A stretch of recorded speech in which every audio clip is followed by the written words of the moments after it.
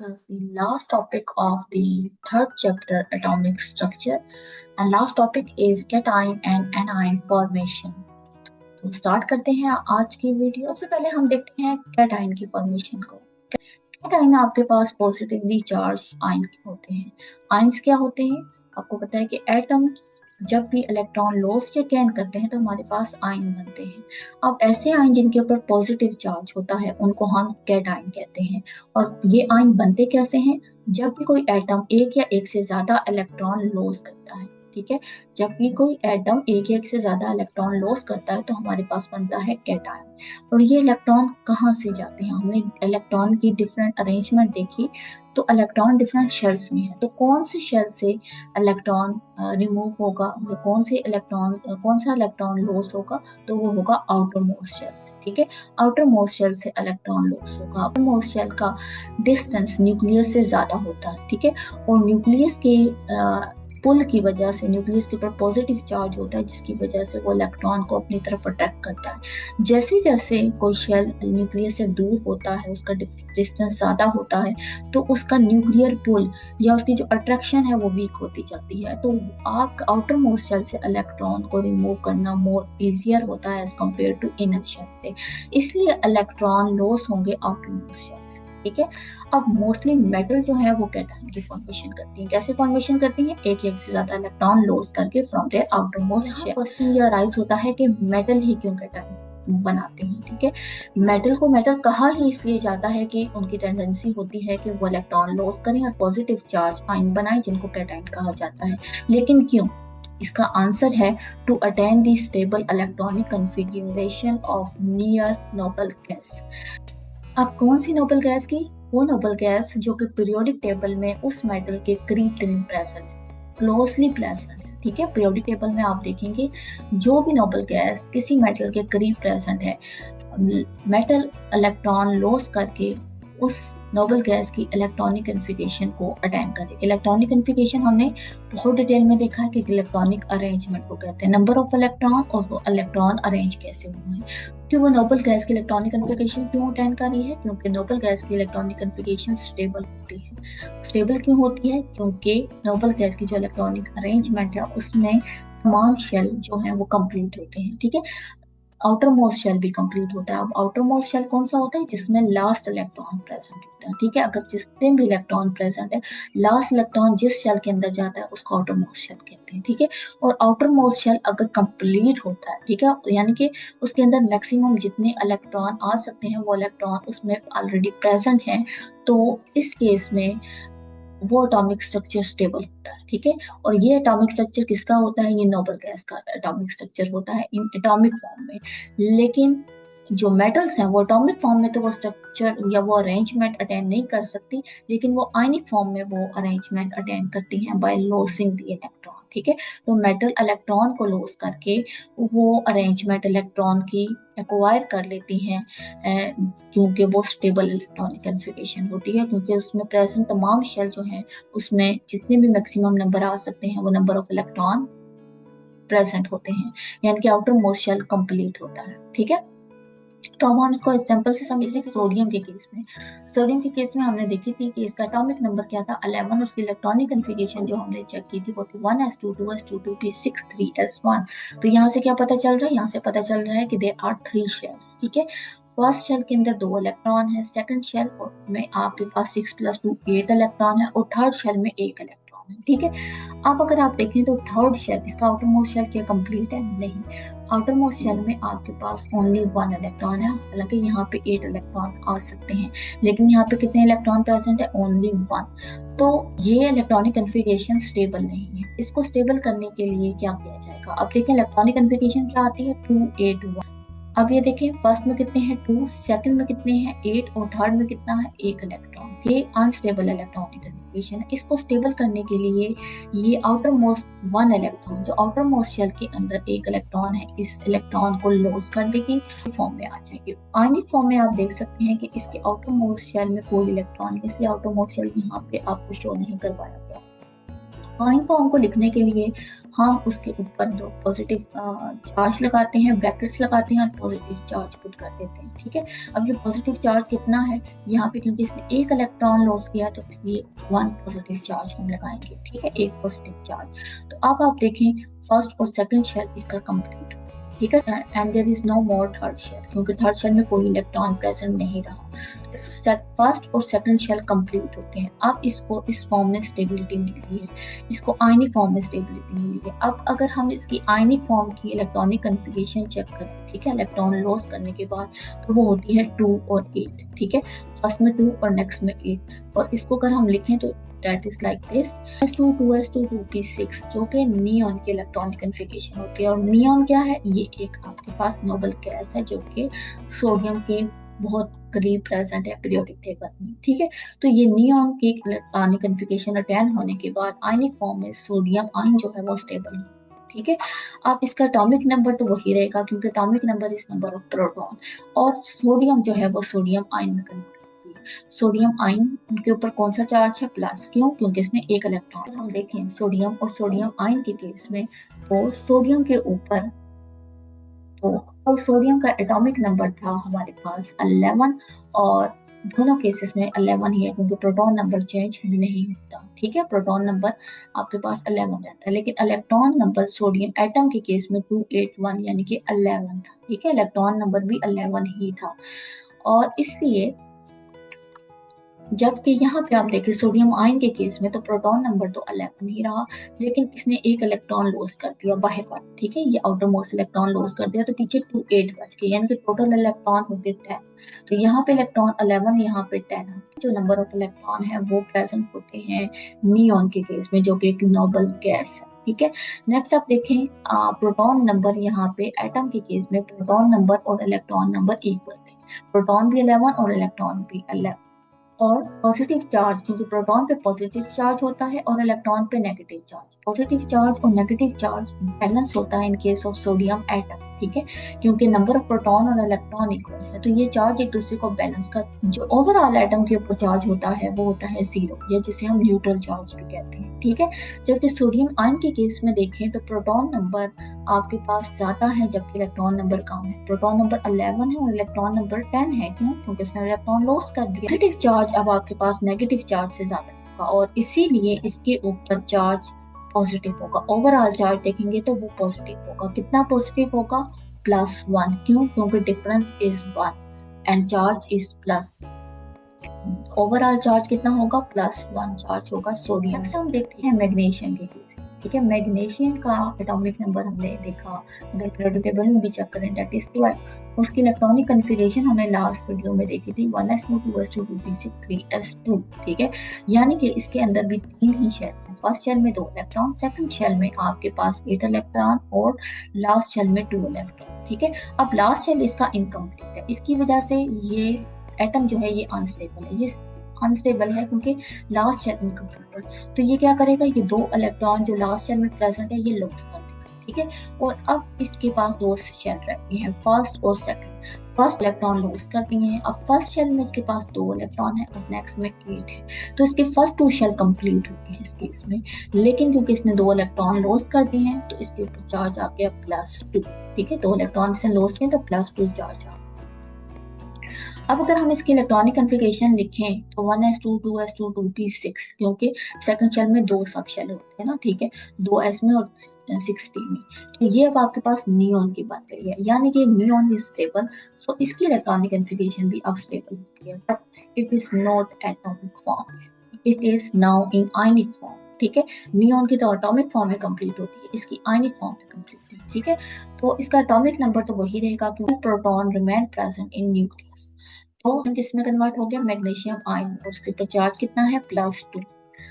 अब मैग्नीशियम के केस में देखें और मैग्नीशियम आयन के केस में देखें तो एटॉमिक नंबर दोनों केसेस में 12 ही रहेगा, क्योंकि प्रोटॉन नंबर चेंज नहीं हुआ और atomic number is proton number. लेकिन अगर हम एटॉमिक फॉर्म में इलेक्ट्रॉन देखें तो वो 282 यानी कि 12 ही थे। प्रोटॉन नंबर और इलेक्ट्रॉन नंबर इक्वल थे, जबकि आप मैग्नीशियम आयन के केस में प्रोटॉन नंबर तो 12 थे, लेकिन इलेक्ट्रॉन को किसने 2 लॉस कर दिए, तो पीछे ये outer most electron 2 electron loss हो गए, तो पीछे रह के 2 8 10 इलेक्ट्रॉन रह गए। ठीक हो गई नियॉन की। नेक्स्ट आप देखें तो प्रोटॉन नंबर एटॉमिक के केस में और इलेक्ट्रॉन नंबर इक्वल थे, और इस तरह से इनका चार्ज भी इक्वल हो गया, पॉजिटिव और नेगेटिव चार्ज भी इक्वल हो गया, और ये चार्ज बैलेंस हो गया, और ओवरऑल चार्ज हुआ 0 और न्यूट्रल चार्ज हो गया।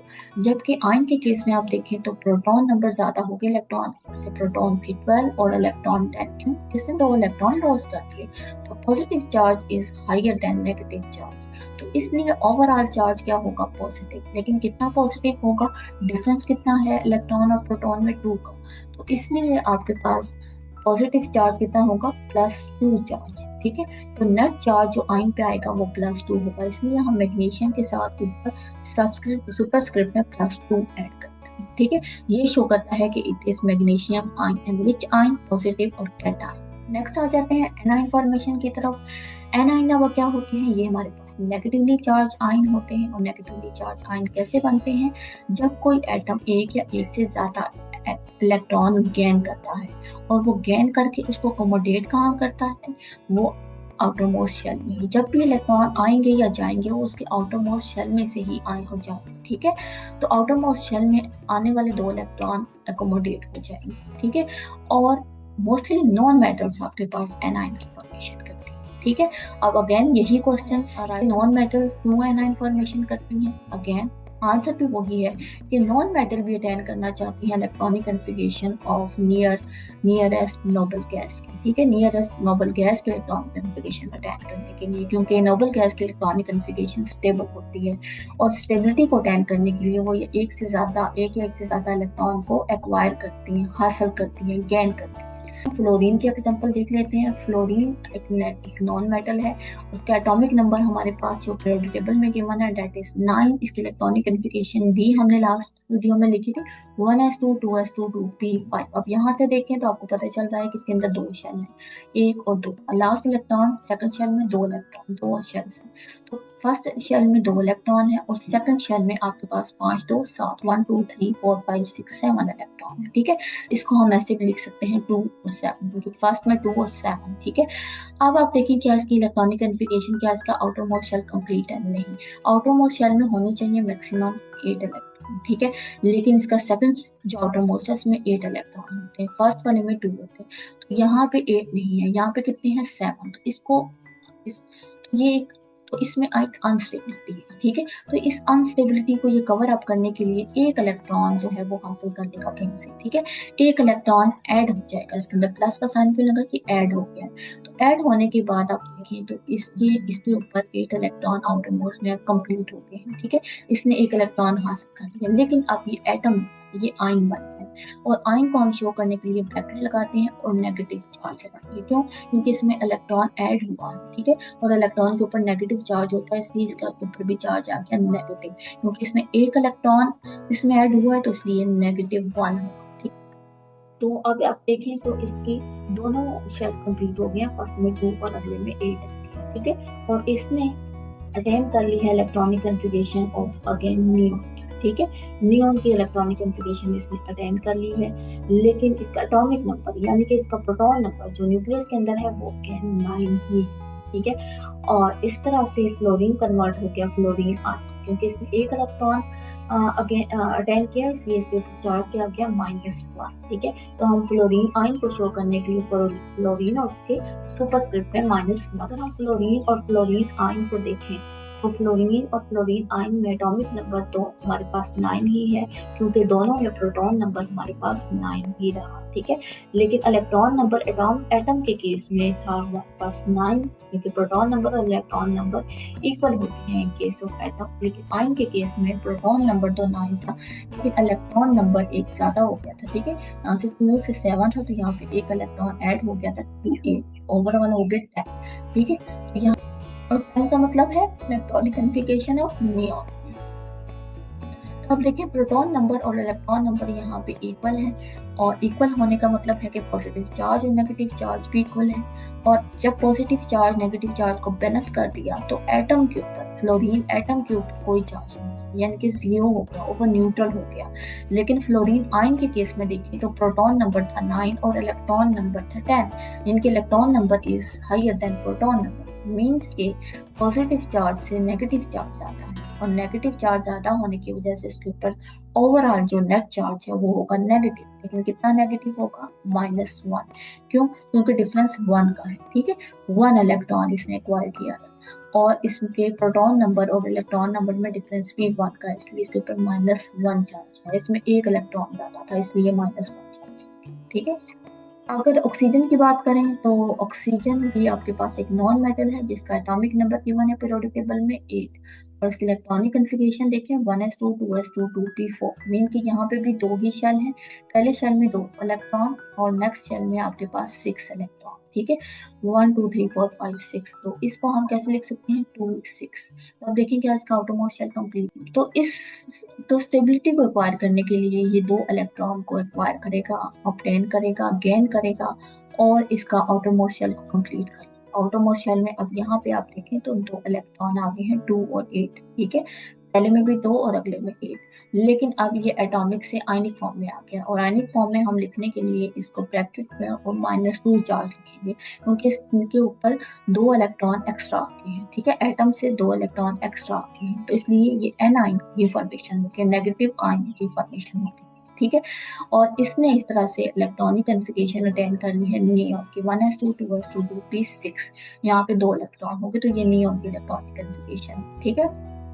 एटॉमिक नंबर इसका वही था 8, और ये था ऑक्सीजन आयन हम इसको कहेंगे, और इसके ऊपर जो चार्ज है वो -2 है, क्योंकि इसने -2 यानी कि 2 इलेक्ट्रॉन अटेन किए, और इलेक्ट्रॉन के ऊपर चार्ज होता है माइनस, इसलिए इसका चार्ज हुआ -2। नेक्स्ट हम डिस्कस करते हैं ऑक्सीजन और ऑक्सीजन आयन की नंबर ऑफ प्रोटॉन और इलेक्ट्रॉन को।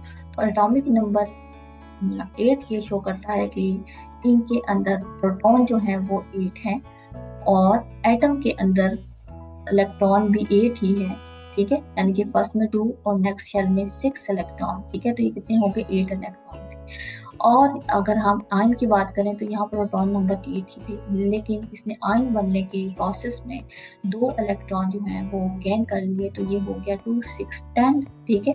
फर्स्ट में 2 और नेक्स्ट में इसने यहाँ पे 2 इलेक्ट्रॉन मजीद एक्वायर कर लिए थे, तो 10 इलेक्ट्रॉन हो गए, ठीक है। अब अगर एटम के केस में देखें तो कर लिए थे। क्यों किए थे? क्योंकि इसने इलेक्ट्रॉनिक कन्फिगरेशन अटेंड करनी थी नियॉन की। अब आप देखें एटॉमिक के केस में ऑक्सीजन जब एटम था तो प्रोटॉन नंबर और इलेक्ट्रॉन नंबर इक्वल थे, यानी कि पॉजिटिव चार्ज और नेगेटिव चार्ज इक्वल था। इसी वजह से एटम के ऊपर तो कोई चार्ज नहीं था, ठीक है।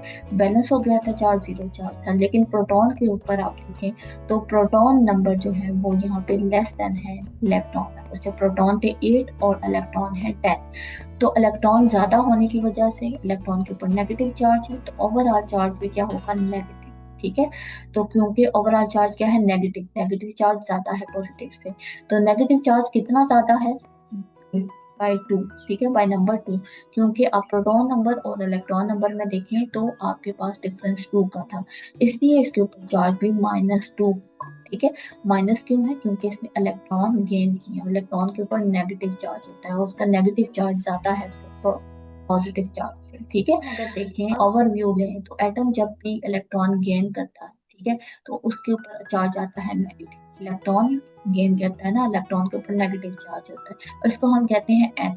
और एटम जब भी इलेक्ट्रॉन लॉस करेगा, ठीक है, तो नंबर ऑफ इलेक्ट्रॉन कम हो जाएंगे, तो इसके ऊपर चार्ज आ जाएगा पॉजिटिव, ठीक है। पॉजिटिव चार्ज बढ़ जाएगा तो पॉजिटिव चार्ज आएगा, उसको हम कहते हैं कैटाइन।